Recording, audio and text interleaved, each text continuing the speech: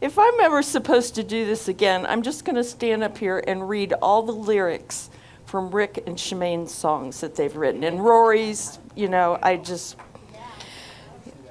What can I say after that? I don't know. But we're talking this month about the gifts of imperfection. And I don't think it's an accident that I'm the one to lead off a bunch of talks about imperfection. If you've seen me hosting up here a few times, you know that I make mistakes, but they also don't rattle me. However, as a kid and into my 30s, a part of me believed that I had to be perfect, to be okay, to be loved, to be accepted. And it took a lot of years of therapy for me to get to the place where I am now, unapologetically embracing my imperfection. So Reverend Cindy chose this title for today called Serving from My Whole Self.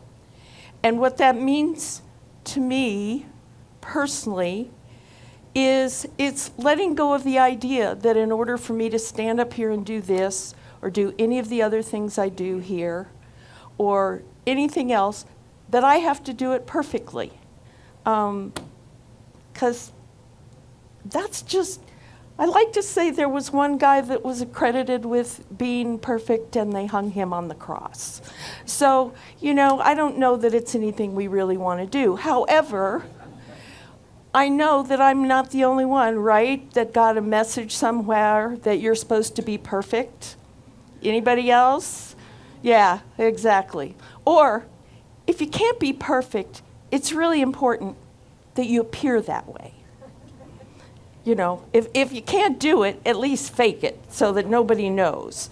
And it's fake it till you make it. Or, I don't think you ever make it to perfection. So, but whatever. Anyway, I also had this other message that said I was supposed to please everyone. Now, if you want an exercise in futility, try to perfectly please everyone. If you've ever been a pulpit minister, you know how just ask Reverend Cindy how impossible that is. So, one of our core concepts here is change your thinking, change your life.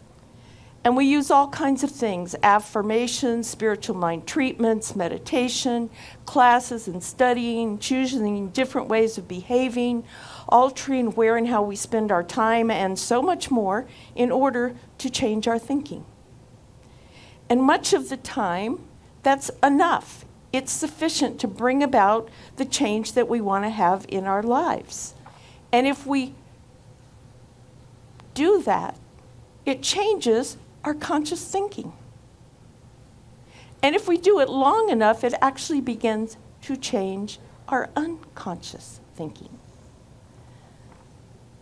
But what does it mean when we do all of those things and we still haven't found the love of our life?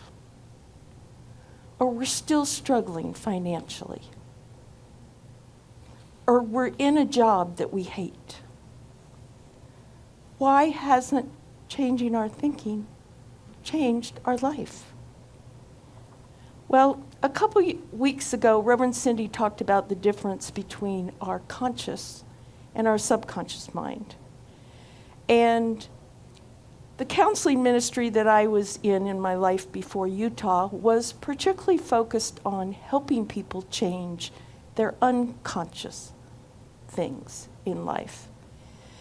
Because some of us have things so deep within us that we don't consciously know they're there, and yet they're impacting what we do, how we feel, who we hang out with. I used to say that I could walk into a room, now this is a big fantasy, all the women in the room know this. I used to say that I could walk in a room with 500 men who were loving and kind and would be committed and never leave you, and 499 of those and one man who was, well, I would be attracted to him. Now, we all know the fantasy part of that, right, ladies? 499 out of, yeah. Okay. But the things that happen to us that are deep like that might need more than the things we do consciously to change what we're thinking. So I want to tell you a little bit. I've been told that people learn best from personal stories. So I'm going to talk a lot about me today. Deal with it. All right. I'm very fond of saying that I used 10 lifetimes of good karma getting the parents I got this lifetime. They were just incredible. My mom was Earth Mother. She was my best friend, and she made our home the place. Everybody wanted to come hang out at my house after school because my mom was so warm and welcoming, and she also had colonial cream chocolate cookies. Every we used to say Grandma Brewer's colonial cream cookies, My dad was a career Army officer, and because of all the different assignments he had when I was growing up as a kid, I'm blessed to say that I experienced a very Forrest Gump kind of life in which my life intersected with all kinds of historical things and places that were happening in the world. My dad went to Korea when I was 4 years old, and blessedly, he returned 2 years later. He was then stationed at the Pentagon, the most famous military establishment that we know about in our country, and we used to get to go visit him there at the Pentagon. Boy, there are a lot of long hauls there. We also had to go there to get all of our shots at the dispensary. That's a clinic, for those of you who don't know the military terms. When we were going for his next assignment, which was to Germany, where we moved to this little tiny town in Bavaria called Füssen. Do any of you know Füssen, Germany? All right, Dan does. He travels everywhere. And Robert. Okay. Füssen is where Neuschwanstein Castle is. That's the big white castle that used to be on all the travel posters of Germany, and that Disney modeled the castle at Disneyland after that. Well, we used to go have birthday parties up there when I lived there. So after that, we moved to Alabama, a very segregated Alabama, which talk about a culture shock moving from Germany to segregated Alabama. And we were there during the Freedom Rides. And my dad worked at Redstone Arsenal, which is where the work on the space program happened before NASA got created. So my dad was there when Wernher von Braun was there working on creating the rocket to send the first American into space, which happened while we were there. And in my school, we listened to the radio broadcast of that over the intercom, sitting in class. Our next move was back to Germany, where we lived for all 4 years of high school.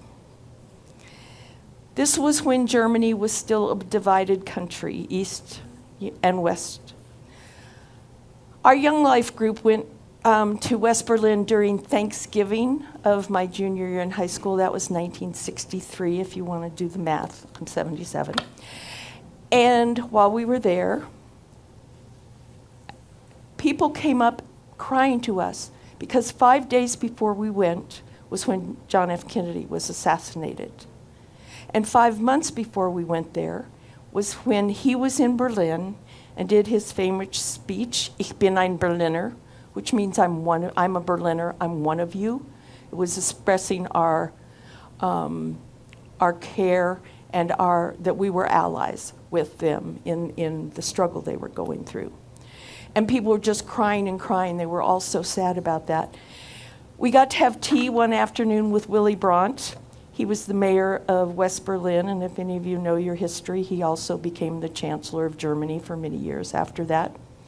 We took a bus tour and we crossed through the Berlin Wall into East Germany. We went through Checkpoint Charlie, if you ever heard of that, and the most famous crossing between East and West Berlin. And it was like, remember in Alice in Wonderland where it starts out in, not Alice in Wonderland. Thank you, Thero, the Wizard of Oz. Mistakes, no problem. When it starts out in black and white and then move to color, This was the opposite. West Berlin was this vibrant, amazing city, and you crossed and everything was beige. Kind of like where everybody lives in Vegas. Everything was beige in Vegas. It's very weird moving there from North Carolina to the desert.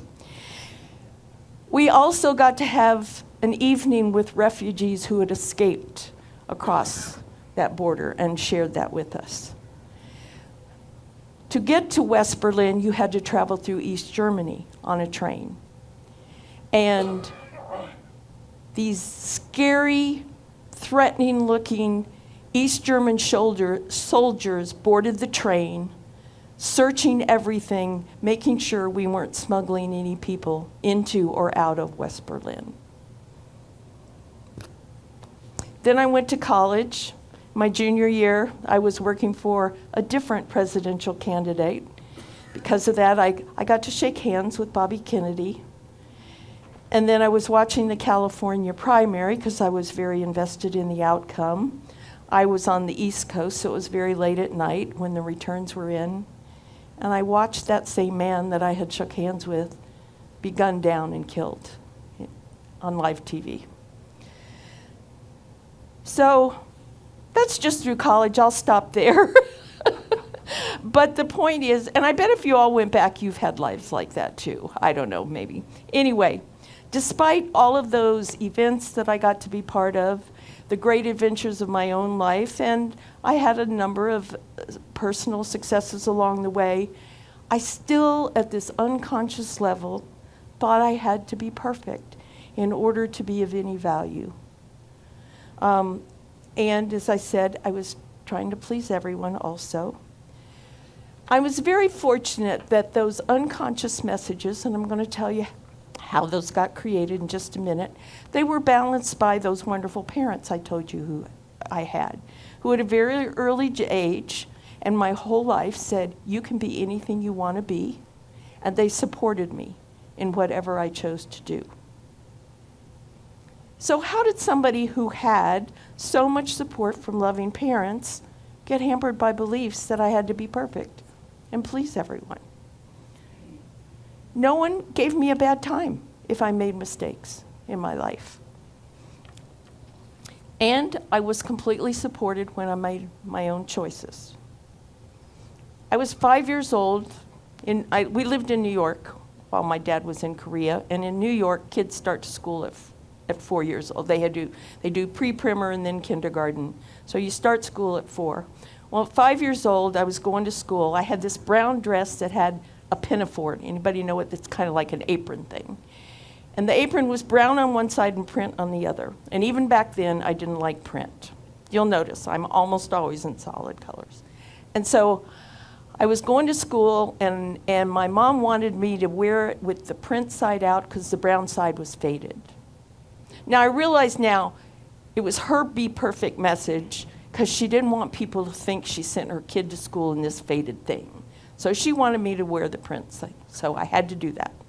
Went to school, first thing I did was go to the bathroom, turn it around, and went home with it the way I had done it, and I didn't get into any trouble like that. My parents supported me. My very first report card in first grade said, Linda does as she pleases. I had a boyfriend that used to say, see, it's on your permanent record. I didn't get in trouble for that either at home. Mrs. Perta Hobbs, my first grade teacher, was not all that fond of me, but that's okay. Anyway, how does a kid like that, who gets supported in all of that, still believe she has to be perfect? Because those beliefs were unconscious. And they were based on decisions that I made as a young child during certain life experiences, with the lack of information that a young child has about certain things. Little kids don't know exactly how the world works. And there's this thing that we get born with of thinking we're the center of the universe. And if we get parented well early, that's what happens, because during that early time, we're just learning to be. So With kids and our limited understanding, random events happen and we think it's our fault. We think it's because of something we did. And the things that come out of that affect how we feel. Unloved, not cared for. And so I'm going to share with you a couple of life decisions that I made to help you understand just how really unconscious this kind of stuff is. And I want you to know that probably you have some things like this too. And if they're deep enough, and if the events that happened were traumatic enough, or perceived as traumatic, because sometimes things are benign, but we as kids think they're traumatic, that all of the work we do here to change our conscious thinking may not change that for you. So, the kind of therapy that I used to do we did things that allowed people to experience those early life things that happened to them, to actually go back and be there and figure out what you decided when you were back there. And so, as I said, I spent a lot of years not only doing therapy, but being in therapy. And I got to find out some very interesting things about me. The first thing was, I had this experience that I was lying in my crib, crying and crying and crying, and nobody came. And I kept crying and nobody came, and I kept crying and nobody came. And finally, at some point, I made a decision that I would better shut up and be good if I wanted to get taken care of. And it just so happened that my mom came at that moment and reinforced, that's right, Linda, you have to be perfect. You have to be good. And so, 14 months, okay? I had been acting on that decision for almost 30 years when I had that experience in therapy and was able to make a new decision at that deep 14-month-old level, that it was okay for me to be me and not to be perfect and to express my feelings. Now, given what a great mom my mom was, I was baffled by this because it didn't fit with who I knew her to be that she would leave me crying like that. So I called her up and I said, Mom, I just had this experience in therapy, and I want to know if you have any idea when this happened or what was going on. And she said, she didn't even hesitate. She said, I know exactly what that was.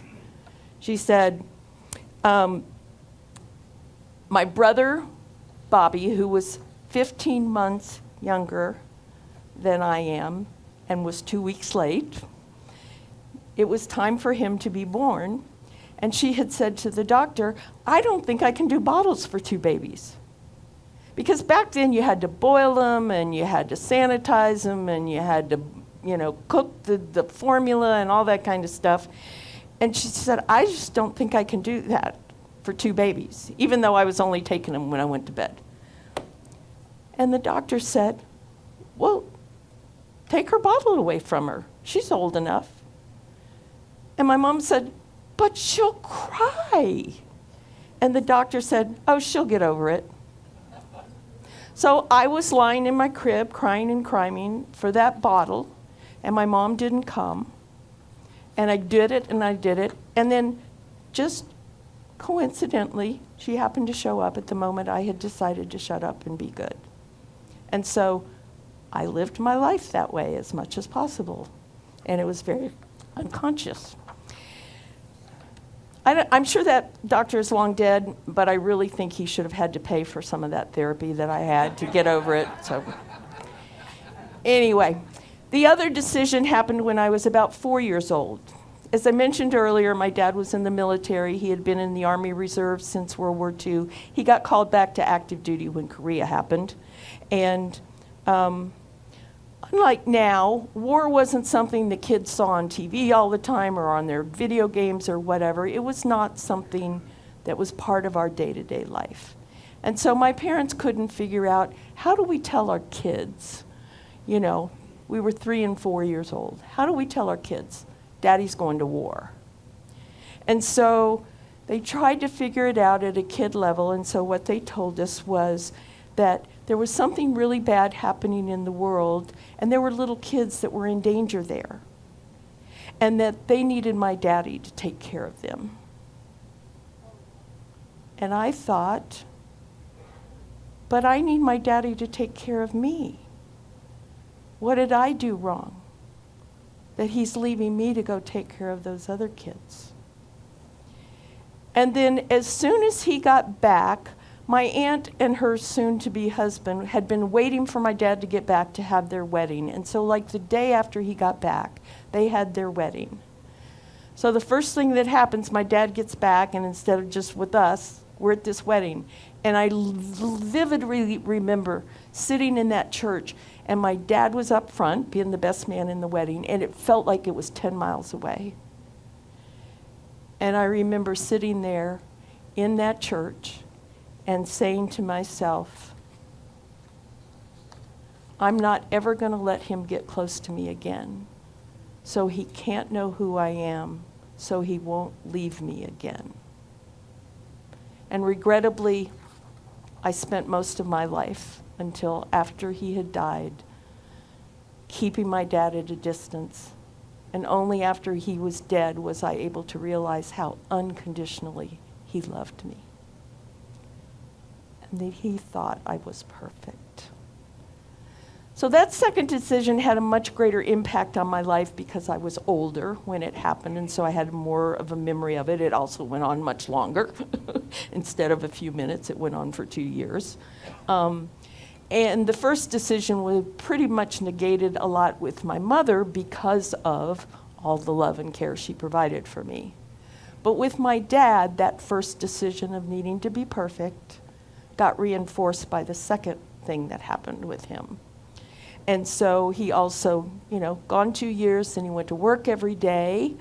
And the first time we moved to Germany, he had to go months before we did, so he was gone again because my parents didn't want to take us out of school during the school year.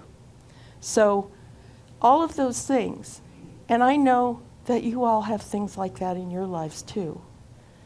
So I'm sharing them with you not because it's so important in my life, woohoo, but because I really want you to know we all have those experiences. And because if we haven't done anything at a deep level to change them, they're impacting who we are in the here and now. So if there's anything going on in your life that it feels like, why does this keep happening to me over and over and over again, despite all the work, despite all my prayer, despite my classes, despite my affirmations, despite all the things I do, then know that there's no shame in finding somebody therapeutically to help you with that. We are not Christian scientists. We don't believe that God only works directly. We believe God, if you've got cancer, go to an oncologist. We believe God works through doctors and everybody else in the world, and that includes therapists.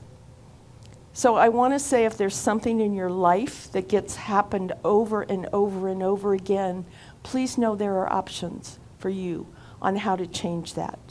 Because if you only change your conscious mind, and those things are deep, they won't change your experience of life. And I just really want, sometimes I think, and we don't do, the sort of fundamentalist CSL is, if you're sick, what's in your consciousness that you're sick? Well, if you're not having all the abundance, what's in your consciousness that you're poor? Whatever. What I'm saying is there are things in your unconscious mind. And that we need to change our unconscious thinking, not just our conscious thinking. So call me a heretic, but I think it's really important. And there's so many opportunities now with how you can, online. You don't even have to leave your house to get therapy these days. So I also want to say that several things have happened over the last few months where I keep getting this nudge that I'm supposed to be teaching some of this stuff. I'm not licensed as a therapist, so I can't be your therapist in Utah. But Spirit's been saying you're supposed to teach some of this stuff. So we've got a sign-up sheet if that interests you at all to learn, just to learn more about how you got that way. Then you can figure out what kind of therapy to go to. But we've got a sign-up sheet, and if you're interested, sign up. And when I get my act together one of these days, I'll do some classes on that, and I'll let you know about it. So, okay, so I just want to end by saying that despite all the unconscious things that we have that can keep us from living the allness of who we are, one of the great graces of life is that we can choose to start our work consciously, and that can make a huge difference. A difference in how we show up in the world and how we feel about ourselves, so that we are free to serve from our whole selves, warts and all. As Lana shared in her reading, wholeness is not about perfection. It's about embracing who we are in our full humanity, our imperfections, our struggles, and our strengths, knowing that we are worthy of love and belonging just as we are. My prayer is that you leave here today knowing that the wholeness of who you are is perfectly imperfect. And that's the perfect way for you to be. So, all right. Now is our time for prayer. Thank you. And I'm going to be doing that quite differently today.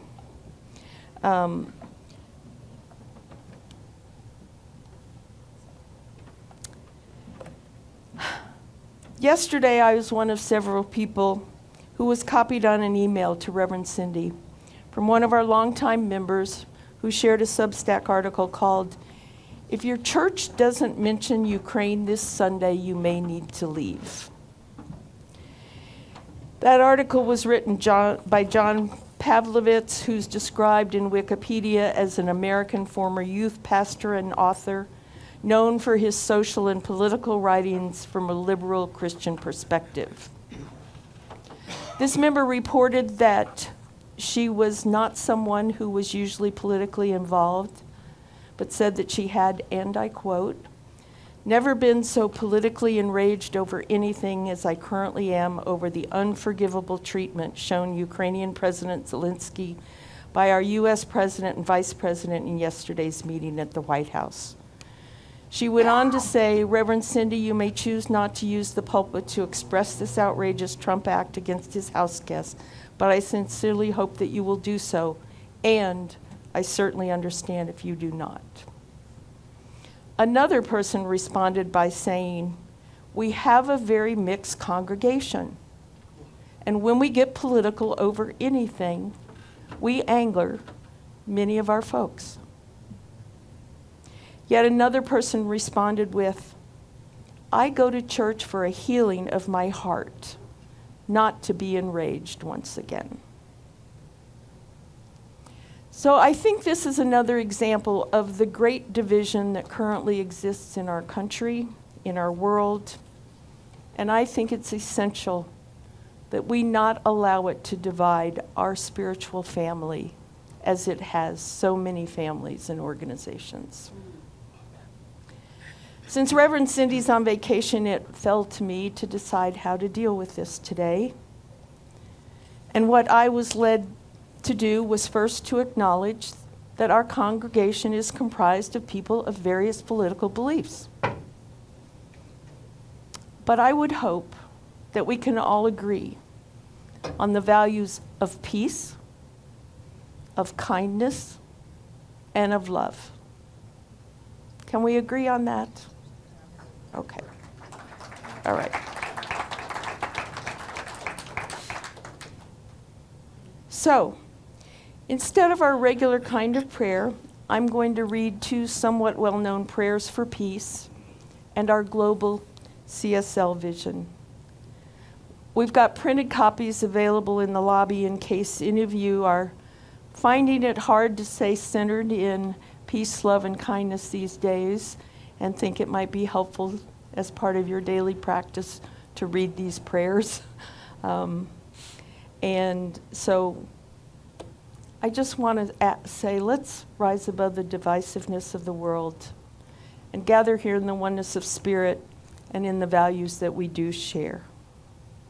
So I invite you to close your eyes if you're comfortable doing that, and just allow yourself in your own way to experience these prayers that were adapted from St. Teresa, St. Francis, and the CSL Global Vision. Today, may there be peace within you. May you trust God that you are exactly where you're meant to be. May you not forget the infinite possibilities that are born in faith. May you use those gifts that you've received and pass on the love that's been given to you. May you be content knowing you are a child of and one with God. Let this presence settle into your bones and allow your soul the freedom to love. It is there for each and every one of us. Lord, make me an instrument of your peace. Where there is hatred, let me sow love. Where there is injury, pardon. Where there is discord, union. Where there is doubt, faith. Where there is despair, hope. Where there is darkness, light. And where there is sadness, joy. Divine One, grant that I may not so much seek to be consoled as to console, to be understood as to understand, to be loved as to love. For it is in giving that we receive, it is in pardoning that we are pardoned, and it is dying that we are born to eternal life. We envision all people, all beings, and all life as expressions of God. We see a world in which each and every person lives in alignment with their highest spiritual principle, emphasizing unity with God and connection with each other. A world in which individually and collectively we are called to a higher state of consciousness and action. We envision humanity awakening to its spiritual magnificence and discovering the creative power of thought. A world where each and every person discovers their own personal power and ability to create an individual life that works within a world that works for everyone. We envision a world in which we live and grow as one global family that respects and honors the interconnectedness of all life. A world where this kinship with all its life prospers and connects through the guidance of spiritual wisdom and experience. We envision a world where personal responsibility joins with social conscience in every area of the political, corporate, academic, and social sectors, providing sustainable structures to further the emerging global consciousness. We envision a world where each and every person has enough food, a home, and a sense of belonging, a world of peace and harmony, enfranchisement, and justice. We have envisioned a world in which resources are valued, cared for, and grown, where there is generous and continuous sharing of these resources. We envision a worldwide culture in which forgiveness, whether for errors, injustices, or debts, is the norm. We envision a world which has renewed its emphasis on beauty, nature, and love through the resurgence of creativity, art, and aesthetics. We envision a world that works for everyone and for all of creation. And so it is. Amen. All right. So this is that time in our service where we practice that giving is receiving. You know, our center, it's so phenomenal. We have this amazing band, our wonderful Reverend Cindy, who, by the way, is on vacation in Cabo. She sends her love. I made her promise not to check her email for the next week, so just leave her alone. She is long overdue this vacation, I promise you that. And so she will be back in a couple of weeks. So please send your love to her, and know that it is through your gifts and the ones you give online, the ones you give regularly, and the ones you give in this room that this center is supported, that we get to have our amazing audiovisual team back there, Raj and his team, and this amazing band, Reverend Cindy, and this space. So we're not, remember the days when we had to pack up and move after every Sunday? Yeah, not fun. So I invite you to open your hearts, to give generously so that we may continue to provide this ministry of love for all. And so I invite the ushers to please come forward. And we're going to do our old offering blessing just for old time's sake. So if you will, you can extend your hand toward the basket of giving, or you can, oh wait, we do that after, right? You guys do your thing. We'll bless it as soon as we have it. So carry on.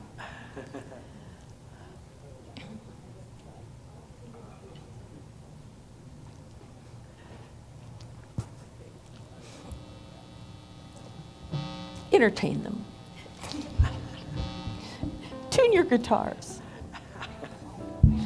Pound those drums.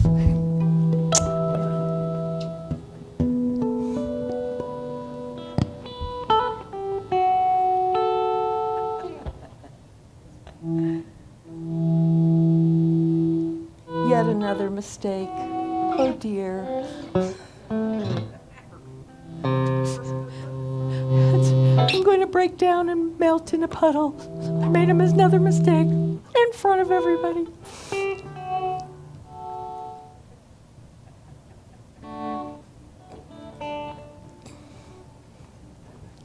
Okay, now we'll do this. So if you will repeat it, if you want to extend your hand, your love through your hands to this basket, repeat after me. Joyously I give this gift. Joyously I give this gift. Knowing the divine presence. Knowing the divine presence. Blesses and multiplies. Blesses and multiplies. All that I am. All that I am. All that I have. All that I have. All that I give. All that I give. And all that I receive. And all that I receive. Filled with gratitude. Filled with gratitude. I let this be. I let this be. And so it is. And so it is.